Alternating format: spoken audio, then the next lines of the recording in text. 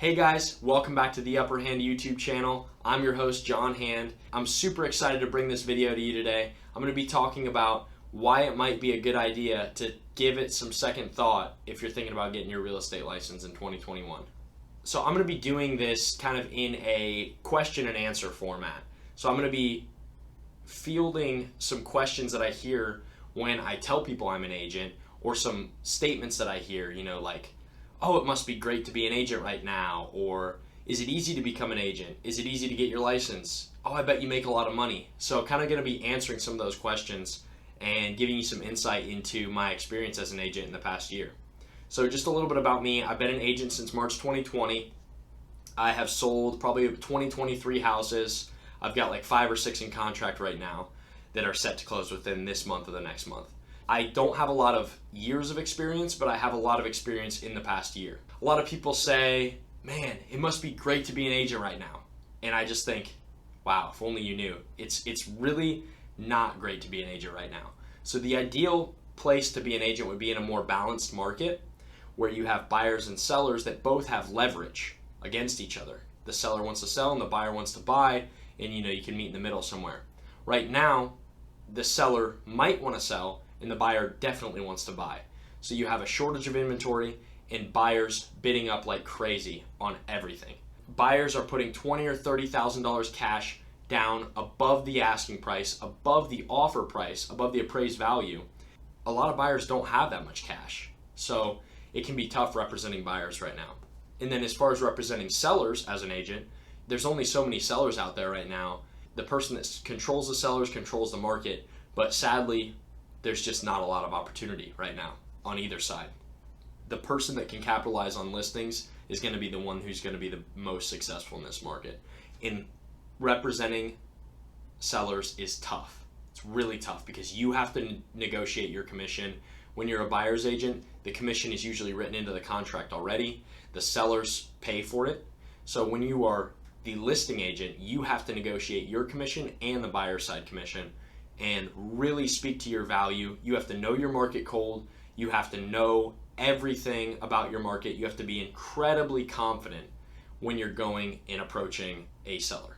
That is what comes to mind when I hear, oh, it must be so easy to be an agent right now, or oh, it must be so awesome to be an agent right now.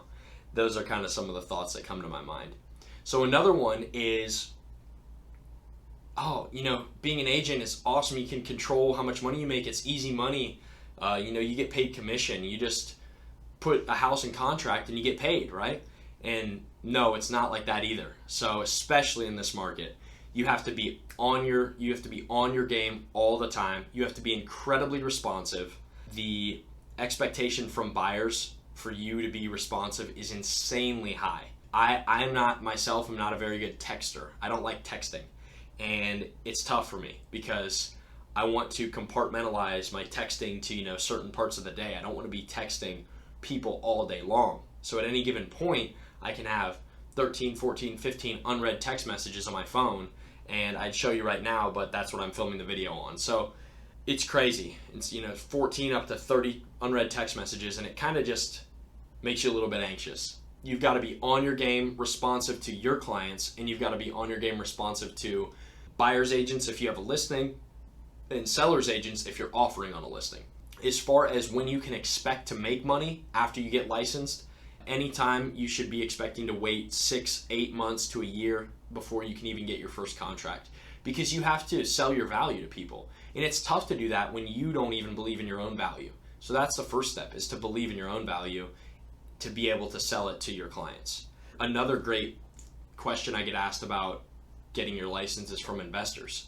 I think investing has kind of gotten a lot more popular over the past few years with BiggerPockets and YouTube and all the information out there on things like house hacking. And people ask me, do you have to have your license to be an investor? Or do you have to have your license to flip?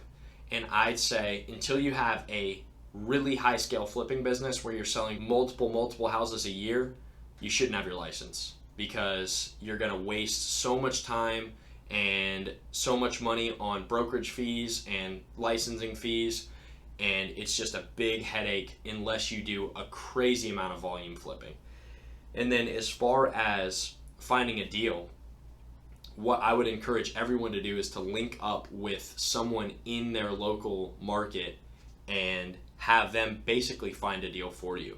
You have to be pre-approved, you have to be a serious buyer, and you have to be ready to pull the trigger on basically whatever they say. So you have to trust them on what they're doing.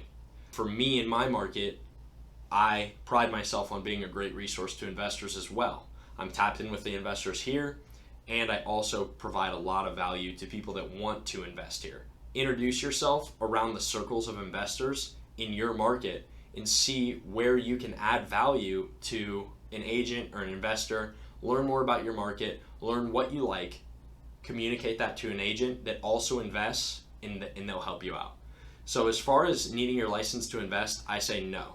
And I'll probably do a separate video just on that too.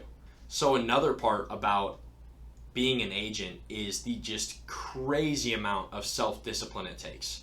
So if you do nothing, you get nothing. And I know that sounds really simple, you know what I mean? Of course, John, if you don't make any calls, you don't make any money.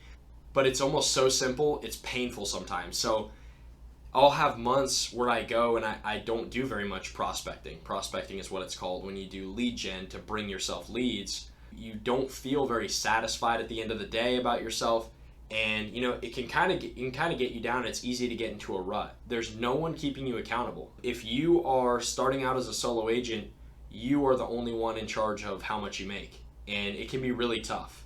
There's tons of training out there, but as far as hands-on training, that's a lot tougher to come by. Agents that are doing volume, that you would like to learn from, are busy doing volume. They're busy communicating, texting all the time. They're always on their phone, and they're always negotiating contracts. So in addition to the just massive amount of self-discipline and accountability that you have to hold yourself to, if you want to do volume, if you want to make a good living for yourself, it requires tons of consistency. So if you're good at prospecting for a month, you'll have maybe, give or take, a good month, a couple months later. But you have to be good at prospecting every single month if you want consistent income.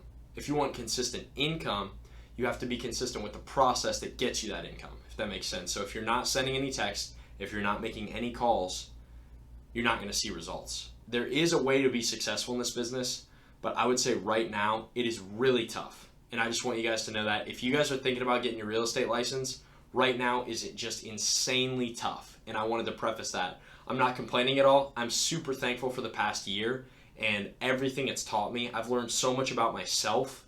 I've learned so much about what I want to do in the future. I'm just happy that I have been able to help my clients get closer to achieving their dreams or getting in a house that they really genuinely love and negotiating great terms for them. I'm really happy to have done all that, learned a lot about myself in the process, and just super thankful for this year.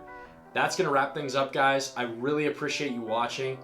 Don't forget to hit like, subscribe, and give me a comment on what you think. So if you didn't like it, let me know what to do in the future. Let me know what I can improve on, and let me know what you'd like to see next.